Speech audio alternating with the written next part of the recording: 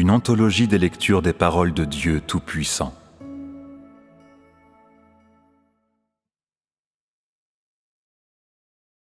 Seul le Christ des derniers jours peut montrer à l'homme le chemin de la vie éternelle.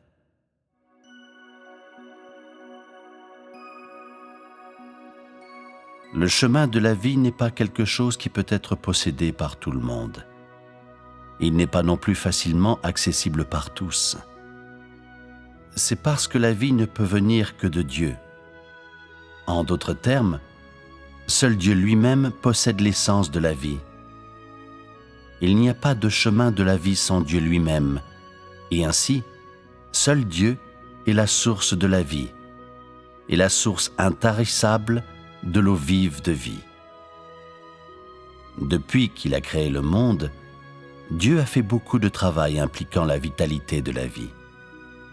Il a fait beaucoup de travail qui apporte la vie à l'homme et a payé le prix fort pour que l'homme ait la vie.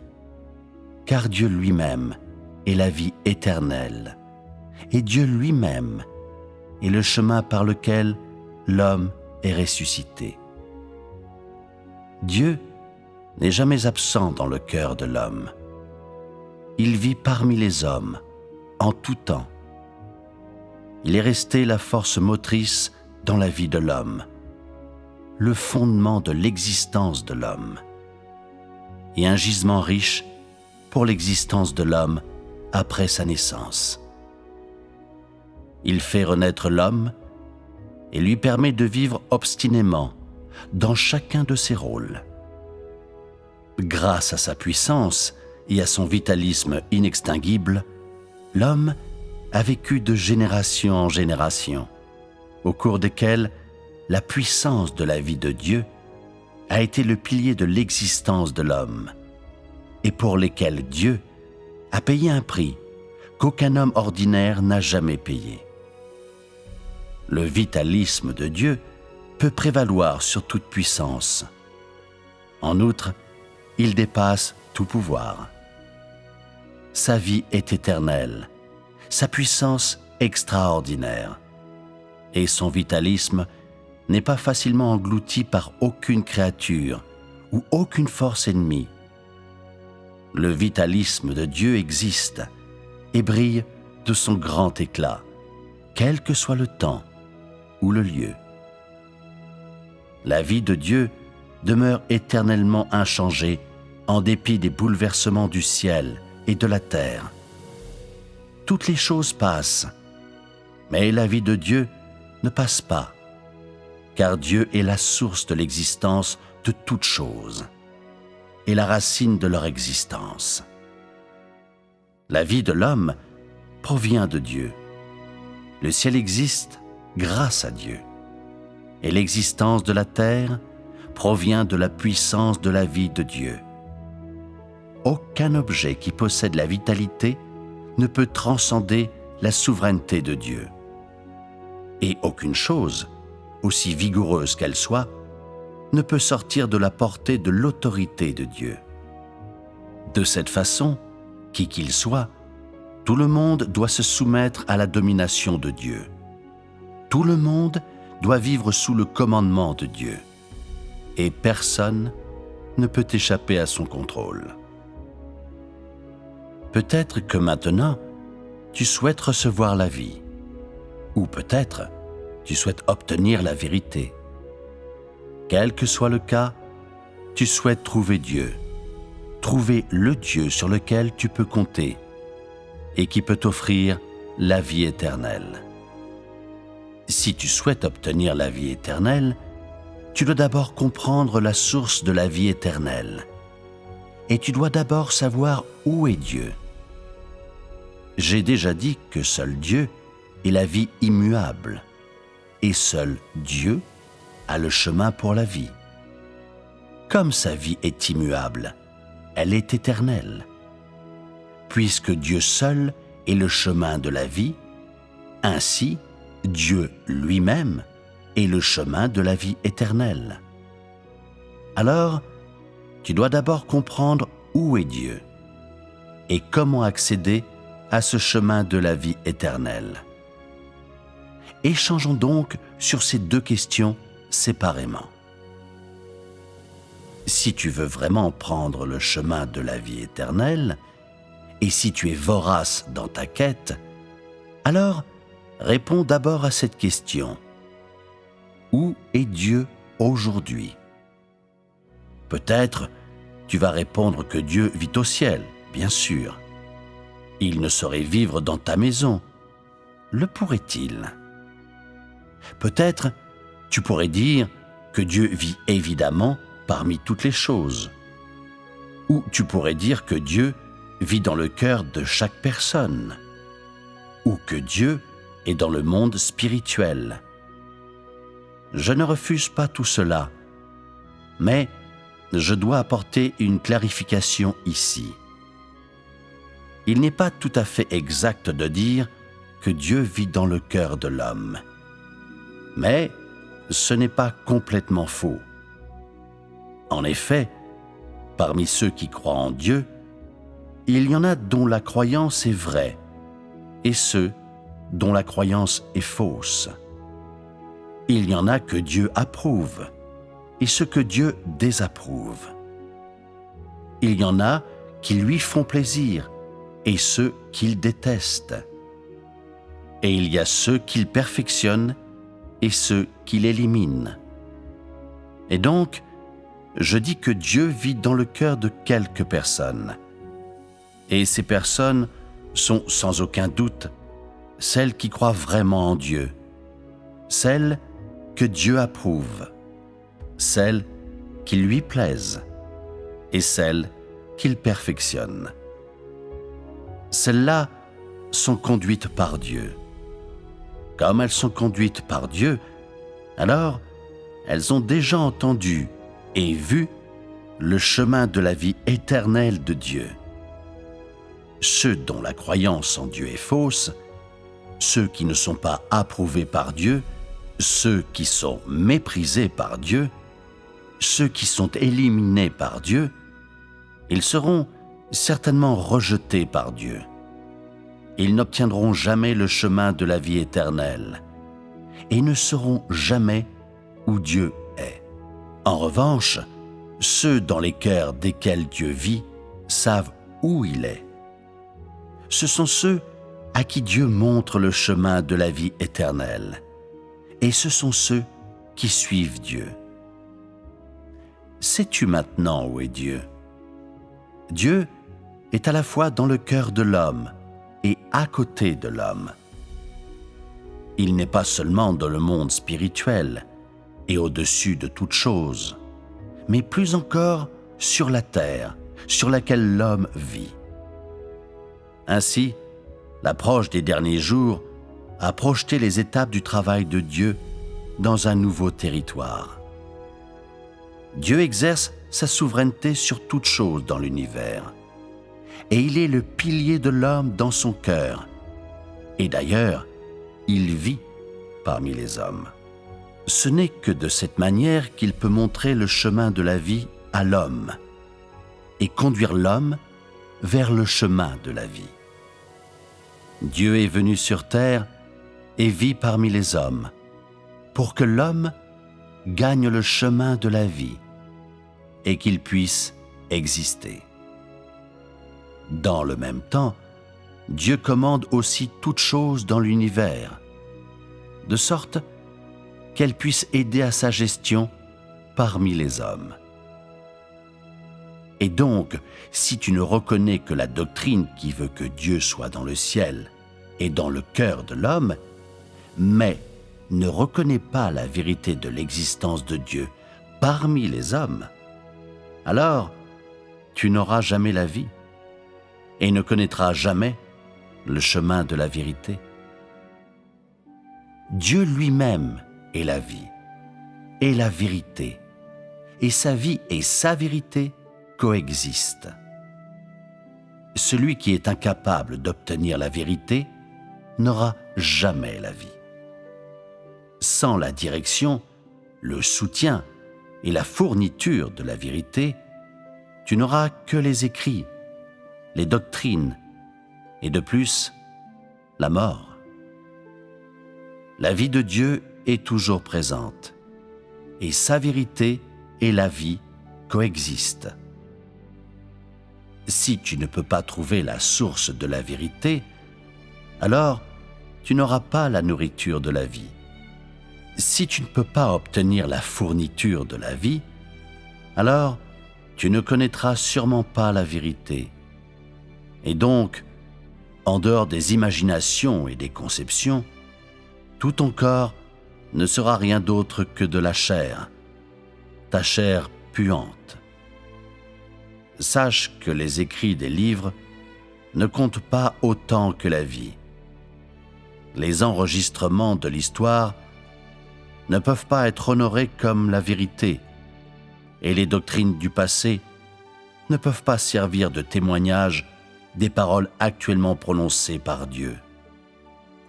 Seul ce qui est exprimé par Dieu quand il vient sur terre et vit parmi les hommes est la vérité, la vie, la volonté de Dieu et sa manière réelle de travailler. Si tu appliques les enregistrements des paroles qui auraient été prononcées par Dieu pendant les siècles passés à ce jour, alors tu es un archéologue. Et la meilleure façon de te décrire est que tu es un expert du patrimoine historique. C'est parce que tu crois toujours aux traces du travail que Dieu a fait dans les temps passés. Tu crois seulement à l'ombre de Dieu laissée lorsqu'il avait travaillé auparavant parmi les hommes. Et tu crois seulement à la voix dont Dieu a donné à ses disciples dans les temps passés. Tu ne crois pas dans la direction de l'œuvre de Dieu aujourd'hui.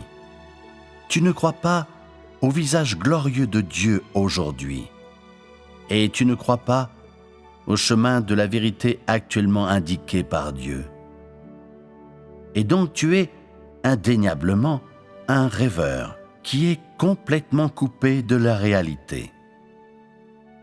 Si maintenant tu t'accroches encore à des mots qui sont incapables de donner la vie à l'homme, alors tu es un morceau de bois mort, désespéré, car tu es trop conservateur, trop intraitable, trop inaccessible à la raison. Dieu s'est fait chair et est appelé le Christ. Et ainsi le Christ, qui peut donner la vérité au peuple, est appelé Dieu. Il n'y a rien d'excessif à ce sujet, car il possède l'essence de Dieu et possède le tempérament et la sagesse de Dieu dans son œuvre, qui sont inaccessibles par l'homme. Ceux qui se font appeler Christ, mais ne peuvent pas faire le travail de Dieu, sont des imposteurs. Christ n'est pas seulement la manifestation de Dieu sur la terre, mais plutôt la chair particulière assumée par Dieu, pendant qu'il réalise et accomplit son œuvre parmi les hommes. Cette chair ne saurait être remplacée par un homme quelconque, mais c'est laquelle qui peut conduire convenablement le travail de Dieu sur la terre et exprimer le tempérament de Dieu, et bien représenter Dieu et donner la vie à l'homme. Tôt ou tard, ces faux Christ tomberont tous, car bien qu'ils prétendent être le Christ, ils ne possèdent pas l'essence du Christ. Et donc, je dis que l'authenticité du Christ ne peut pas être définie par l'homme, mais elle est répandue et décidée par Dieu lui-même. De cette façon, si tu veux vraiment chercher le chemin de la vie, tu dois d'abord reconnaître que c'est en venant sur la terre qu'il accorde à l'homme d'accéder au chemin de la vie. Et tu dois reconnaître que c'est pendant les derniers jours qu'il vient sur la terre et accorde à l'homme d'accéder au chemin de la vie. Ceci ne relève pas du passé. Ça se passe aujourd'hui. Le Christ des derniers jours apporte la vie et apporte le chemin de la vérité durable et éternelle. Cette vérité est le chemin par lequel l'homme doit obtenir la vie et le seul chemin par lequel l'homme doit connaître Dieu et être approuvé par Dieu.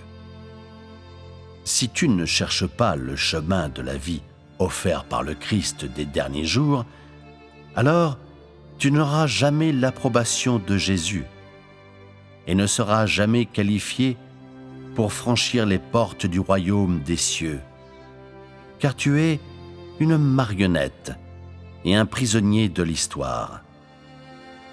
Celui qui est régi par les règlements, les écrits et enchaîné par l'histoire ne sera jamais en mesure d'obtenir la vie et ne sera jamais en mesure d'obtenir le chemin perpétuel de la vie. C'est parce que tout ce qu'ils ont, ce sont des eaux troubles qui ont stagné depuis des milliers d'années, au lieu de l'eau de la vie qui coule du trône. Celui qui ne reçoit pas l'eau de vie restera à jamais un cadavre, un jouet de Satan et un fils de l'enfer. Comment alors peut-il voir Dieu? Si tu ne t'accroches qu'au passé, si tu essayes seulement de garder les choses telles qu'elles sont et n'essaye pas de changer le statu quo et te débarrasser de l'histoire, alors ne seras-tu pas toujours contre Dieu? Les étapes de l'œuvre de Dieu sont vastes et puissantes, comme des vagues déferlantes et des grondements de tonnerre. Pourtant, tu restes assis passivement et attends la destruction, en restant à ta place et ne faisant rien. De cette façon, comment peux-tu être considéré comme quelqu'un qui suit les pas de l'agneau?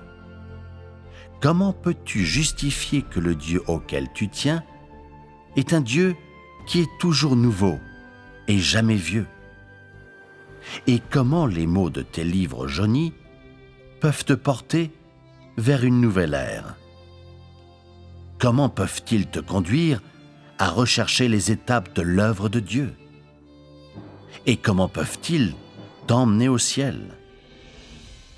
Ce que tu tiens entre tes mains, ce ne sont que des écrits qui ne peuvent fournir qu'une consolation temporaire et non pas les vérités qui sont capables de donner la vie.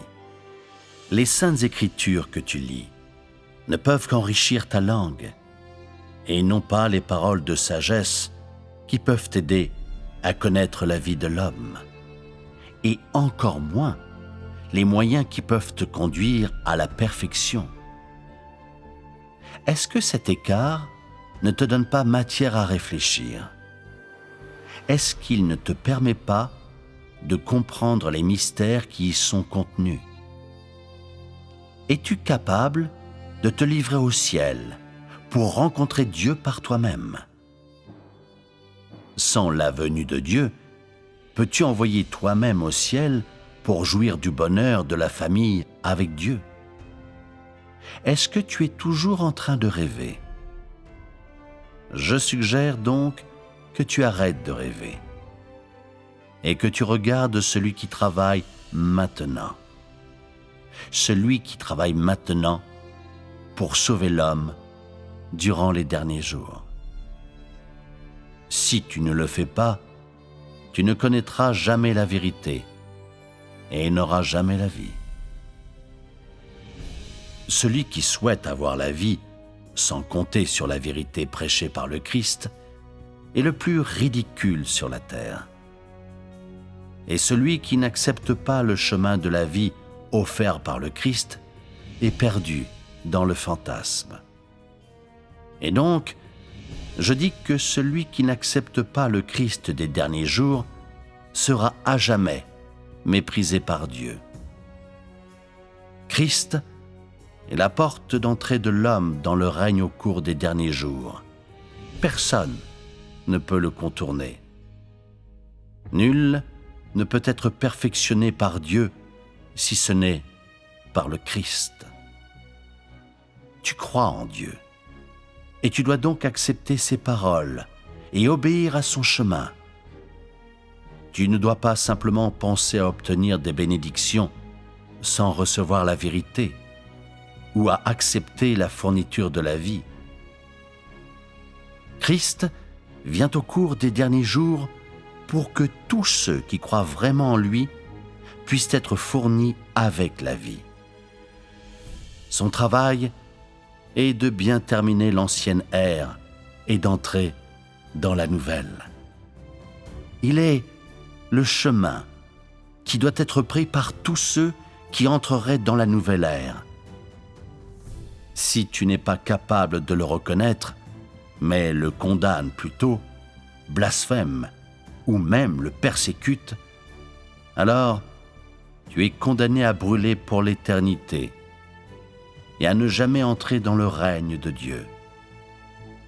Car le Christ est lui-même l'expression du Saint-Esprit, l'expression de Dieu, celui qui a été chargé par Dieu de réaliser son œuvre sur la terre.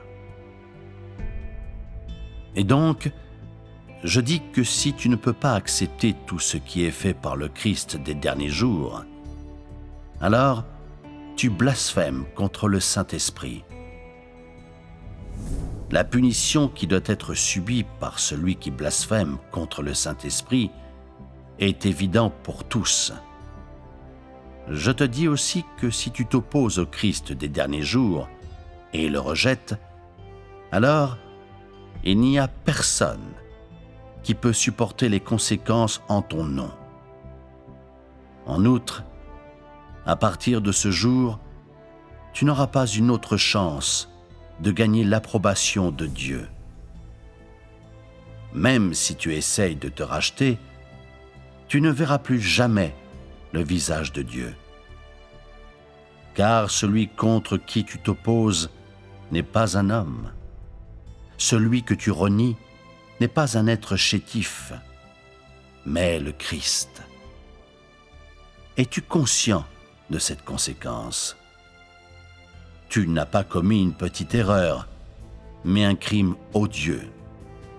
Et donc, je conseille à chacun de ne pas montrer ses crocs devant la vérité, ou de faire des critiques imprudentes, car seule la vérité peut t'apporter la vie, et rien que la vérité peut te permettre de renaître et de voir le visage de Dieu.